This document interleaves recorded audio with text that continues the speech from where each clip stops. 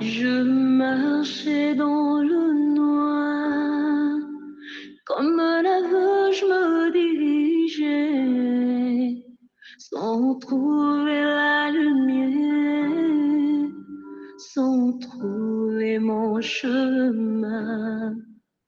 Le diable m'a essayé et me dominait. Je n'avais plus l'espoir. Alléluia, bien-aimés frères et sœurs en Christ, shalom. Gloire à Dieu. Gloire à Dieu pour ces instants. C'est pour moi une occasion de louer, d'exalter l'éternel Dieu qui nous a tous manifesté son amour en se formant un corps qu'il a appelé Jésus-Christ, notre Sauveur, notre Rédempteur. Qu'il soit béni pour le Saint-Esprit qu'il nous a envoyé pour nous conduire dans toute la vérité. Ce matin, je lui dis encore merci pour le souffle de vie, le bien-être et la bonne santé qu'il accorde non seulement à moi, mais à toutes ses créatures. Je suis plein de joie pour la confiance placée à moi pour vous parler de sa part. Et je suis aussi émerveillé par le fait que l'occasion, l'opportunité m'est présentée pour essayer de brosser la conclusion de l'enseignement de ce mois que j'ai intitulé « La transformation et l'intendance spirituelle ». Gloire à Dieu. Ce n'est pas de ma force, mais c'est la grâce de Dieu. C'est la puissance du Saint-Esprit qui fait ces choses à moi. Alléluia. Évidemment, avant de le décortiquer, nous allons lire la parole de Dieu dans 2 livres de la Bible. 1 Corinthiens 4, de 1 à 2, et 1 Roi, chapitre 21, de 2 à 3. Dans cette première épître de Paul aux Corinthiens, chapitre 4, de 1 à 2, l'Écriture nous dit, ainsi qu'on nous considère comme de saints serviteurs de Christ, des intendants chargés des secrets de Dieu. Ah, en fait de compte, que demande-t-on à ces intendants? Qu'ils accomplissent fidèlement la tâche qui leur a été confiée. 1 Roi 21, de 2 à 3. Akab fit à Naboth la proposition suivante. Cède-moi ta vigne. Je voudrais en faire un jardin potager, car elle est juste à côté de mon palais. Je te donnerai en échange une vigne meilleure, ou si tu préfères, je t'en paierai la valeur en argent. Mais Naboth répondit à Akab, que l'Éternel me garde de te céder la propriété de mes ancêtres. Que l'Éternel me garde de te céder la propriété de mes ancêtres. Parole du Seigneur.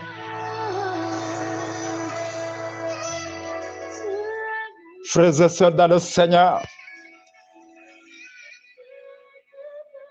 cette conclusion va porter sur un sous-thème appelé un bon intendant, un sous-thème que j'ai essayé de structurer en 3 parties. Je vais parler du profil d'un intendant de Christ et des 3 types de serviteurs. Deuxièmement, l'exemple d'un bon intendant dans l'Ancien Testament et des leçons à tirer de lui. Là, il s'agit de Naboth. Et 3, la rétribution de Dieu aux bons et aux mauvais intendants. Frères et sœurs, un intendant de Christ n'est pas n'importe qui. Il doit être caractérisé par certaines qualités, par un profil digne de nom. En Matthieu 25, de 14 à 30, depuis le début de ce mois, nous avons lu, nous avons étudié cette merveilleuse parabole de notre Seigneur Jésus qui nous parle au sujet d'un maître qui a confié à chacun de nous des biens à garder soigneusement. Celui qui garde soigneusement les biens de l'Éternel, on l'appelle un bon intendant. Et parmi les qualités que doit avoir ces bons intendants, il faut qu'il soit capable de cerner, de savoir tout ce qui lui a été confié par Dieu et qui est laissé à ses soins. Frères et sœurs,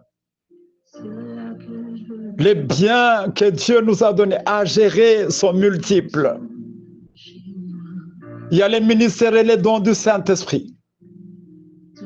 Dieu t'a confié des hommes et des femmes encadrés dans la foi. Dans 1 Pierre 5, de 1 à 2, la Bible nous montre comment prendre soin du troupeau qui nous a été confié comme Dieu le désire. Deuxièmement, Dieu aussi t'a donné un corps qui est la propriété de Dieu, le temple du Saint-Esprit, comme le stipule l'Écriture d'un Corinthiens, chapitre 6, de 19 à 20. Tu ne t'appartiens pas. Ton corps appartient à Dieu. Ton âme et ton esprit appartiennent à Dieu. 3. La connaissance et l'intelligence qui nous ont été également accordées par Dieu ne sont pas nôtres. Dans Job 32:8, il est dit, en réalité, à l'homme, c'est l'esprit, l'inspiration du Tout-Puissant qui lui donne l'intelligence. Tu n'es pas intelligent à cause de ton père, moins encore à cause de ta mère, moins encore à cause de toi-même. C'est Dieu qui t'a donné l'intelligence. Et 4, comme nous le dit le psaume 127, 3, des fils, voilà le patrimoine que donne l'Éternel. Oui, des enfants sont une récompense. Dieu nous a donné des enfants, nous a confié des enfants pour une mission bien précise. Ça aussi, c'est un don qu'il faut bien gérer. Dans le livre des Actes 17-25, la vie, le souffle et toutes choses dont nous avons proviennent de Dieu. Nous devons savoir les gérer. Tu es en vie, tu as le souffle de vie, tu as toutes ces choses que tu possèdes. Elles proviennent de Dieu. Tu dois savoir bien les gérer. Et enfin, dans le livre d'Agé, chapitre 8, l'Éternel déclare que c'est à lui qu'appartiennent des biens matériels, de l'or et de l'argent.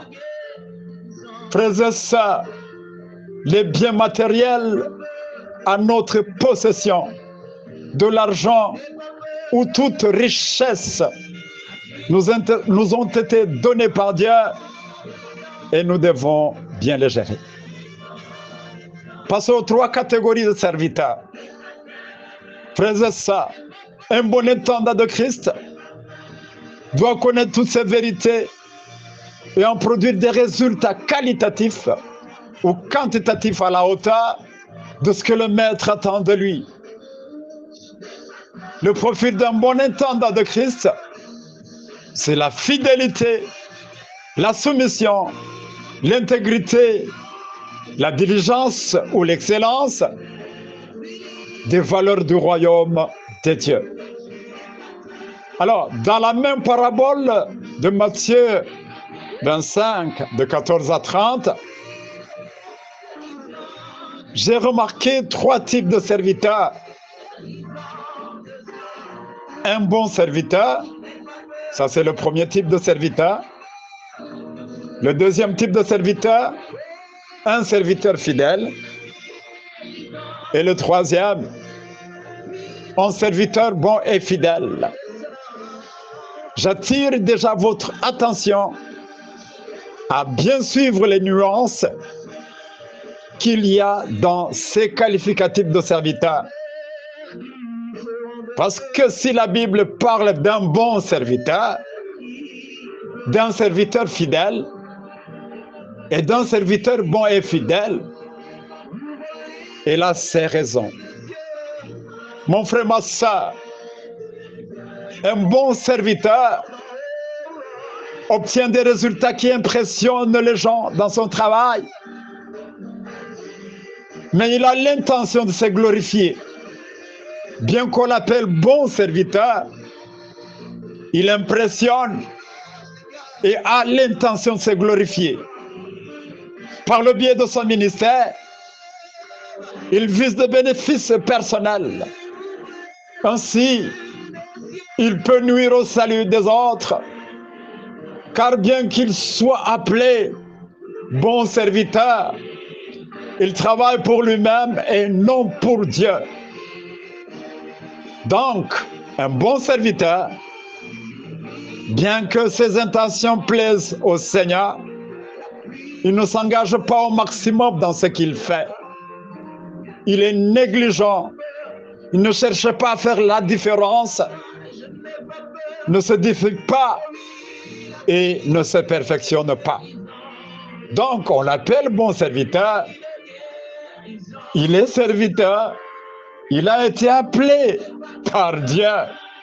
Mais dans son travail, il a l'intention de viser des bénéfices personnels. Ça, c'est le premier type. Le deuxième type de serviteur, c'est un serviteur considéré fidèle par Dieu. Il sait que sans Dieu, sans sa souveraineté, il ne peut rien faire de lui-même. Il porte en lui l'intention sincère de glorifier le Seigneur Jésus. Il est conscient qu'il a été choisi pour une grande mission et non pour sa propre vie. Il ne passe pas à côté de la vérité et a du caractère. Dans notre ville, il y a beaucoup de serviteurs qui sont bons, qui parlent et enseignent bien, mais qui ne sont pas fidèles. Il y a aussi des serviteurs fidèles, mais qui manquent de caractère et ne sont pas bons. Vous comprenez que un serviteur considéré fidèle est différent d'un serviteur appelé bon serviteur. Le troisième type de serviteur est celui que la Bible appelle un serviteur bon et fidèle. Dans ce que nous venons de dire, nous avons d'abord parlé du premier type de serviteur qu'on appelle un serviteur bon. Le deuxième type de serviteur, c'est un serviteur fidèle. Et le troisième, c'est un serviteur qui est au même moment bon et fidèle. Il est celui qui plaît à Dieu en ce qu'il fait et en ce qu'il est. Porteur de la vision de Dieu, il cherche des choses plus grandes. Il a le plaisir de présenter à Dieu des résultats excellents. Il a le plaisir de le satisfaire, de lui rendre gloire. C'est bien lui que l'apôtre Paul appelle un bon intendant, le dispensateur de secrets de Dieu. il est en même temps bon et fidèle. Cependant, nous devons noter que de tels serviteurs, bons et fidèles, sont très peu nombreux à notre époque. De ce type de serviteur, lequel es-tu? Lequel es-tu? Le Seigneur te demande d'y réfléchir et de donner la réponse. Tu es un bon serviteur, mais tu n'es pas fidèle en toutes choses. Tu es un serviteur fidèle, mais tu n'as pas de caractère. La Bible préfère que tu sois au même moment un serviteur bon et fidèle. Passons au deuxième point de Naboth et essayons d'y tirer des leçons. Frères et sœurs, dans l'Ancien Testament, la Bible nous présente un personnage bien connu. On ne parle pas de lui tout le temps. Il s'appelle Naboth. J'aime son histoire. L'acte qu'il a posé semble anodin, mais révèle un profond enseignement. Face à la pression du roi Akab, il a refusé de vendre son héritage en disant: roi, que l'Éternel me garde de te céder la propriété héritée de mes ancêtres. Frères et sœurs, Naboth a été fidèle jusqu'à la mort. Qu'en est-il de notre époque? Comment sommes-nous en train d'assumer l'intendance de la maison de Dieu face à la pression du monde? Comment réagissons-nous? Comment sommes-nous en train de gérer et dispenser les secrets de Dieu face à la pression du diable? Sommes-nous bons et fidèles dans la bonne gestion des différents dons et ministères du Saint-Esprit face à la pression des désirs de la chair? Comment utilisons-nous les biens matériels, l'argent que Dieu nous donne face à ce nouveau siècle? Dans quel état sont nos familles, sont nos couples? Quelle est la relation entre époux et épouse, entre parents et enfants? Comment gérons-nous nos corps, notre esprit et nos âmes? Moi, je compare la vigne de Naboth à la maison de Dieu, à l'église du Seigneur, une propriété du Seigneur à bien conserver dans la crainte de Dieu et dans la sanctification. Cette maison n'est pas une maison de désordre, de recherche de pouvoir ni de gloire à vendre au diable. L'Épître aux Galates nous dit que Christ a aimé l'Église et s'est livré lui-même pour elle, afin de la sanctifier par la parole, afin de la rendre glorieuse, sans tache ni ride, sainte et irrépréhensible. La maison de Dieu ne t'appartient pas. Son rôle est de parfumer l'épouse du Christ et la préparer à l'enlèvement. Elle n'est pas un lieu pour se mêler dans les affaires contraires aux vertus du royaume de notre Dieu. Beaucoup de gens refusent d'être membres de la maison de Dieu et préfèrent se cacher dans des religions où il n'y a pas la vérité ni la vie de Dieu. Face au monde et à ses plaisirs, ces gens ne peuvent jamais être comme Naboth et dit: toi diable, je ne te céderai pas la foi, le salut que Christ m'a apporté à la croix. Frères et sœurs, soyons plutôt membres de la maison de Dieu et nous saurons quel héritage Dieu nous a confié.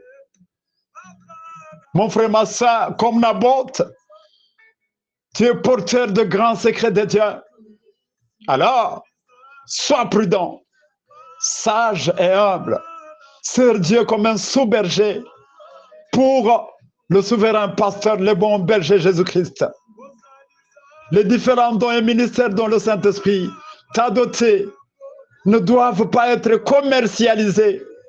Évite la simonie et le courage de dire aux acheteurs de l'onction, comme l'apôtre Pierre, que votre argent périsse avec vous, puisque vous avez cru que le don de Dieu s'acquérait à prix d'argent. Actes chapitre 8 à 20. Terminons par le troisième point. La rétribution, la récompense de Dieu aux bons et aux mauvais intendants.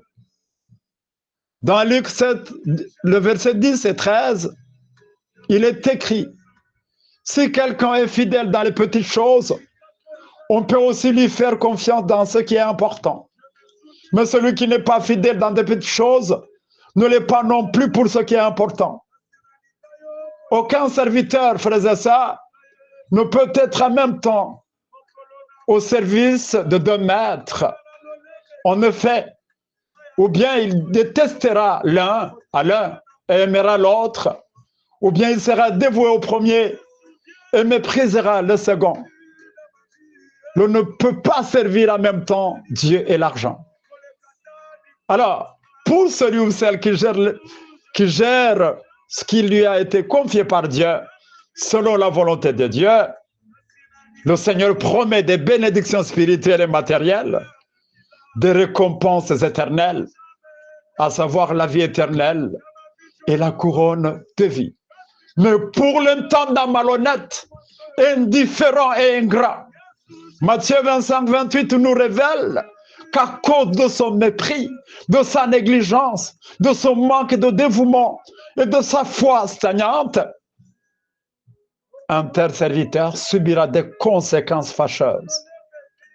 Les dons de Dieu lui sera retiré et sera donné à celui qui le produirait davantage. Et les risques auxquels il s'expose sont nombreux.